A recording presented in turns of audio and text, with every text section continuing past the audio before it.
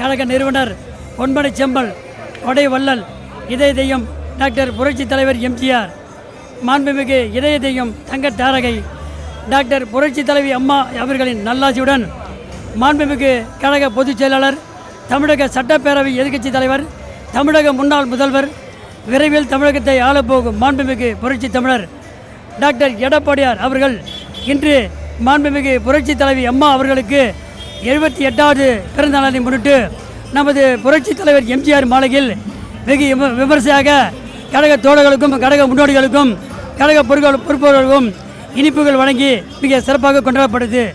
வருகின்ற 2026 சட்டமன்ற தேர்தலில் மாண்புமிகு புரட்சி தமிழர் எடப்பாடி அவர்கள் மிக வலிமையான கூட்டணி அமைத்துள்ளார்.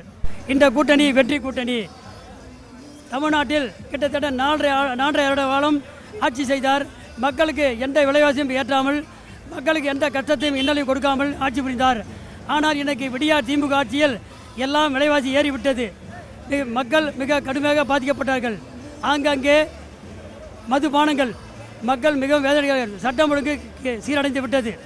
ஆகையால் வருகின்ற 2026 நடைபெறும் சட்டமன்ற பொதுத் தேர்தலில் புரட்சி தமிழ் எடப்பாடியார் அவர்கள் யாரை கை காட்டுகின்றாரோ அவர்களுக்கு நாம் அனைவரும் ஒற்றுமையாக இருந்து இரட்டை இலை சின்னத்திலே வெற்றி பெற்று மற்றும் கூட்டமை கட்சியுடைய சின்னமாம் அவருடைய சின்னத்திலே வாக்களித்து அவர்களை பெருவாரியான வாக்கு வித்தியாசத்தில் வெற்றி பெற செய்ய வேண்டும் என்று உங்கள் கமல பொறுப்பாக வணங்கி வேண்டி விரும்பி கேட்டுக்கொள்கிறேன்.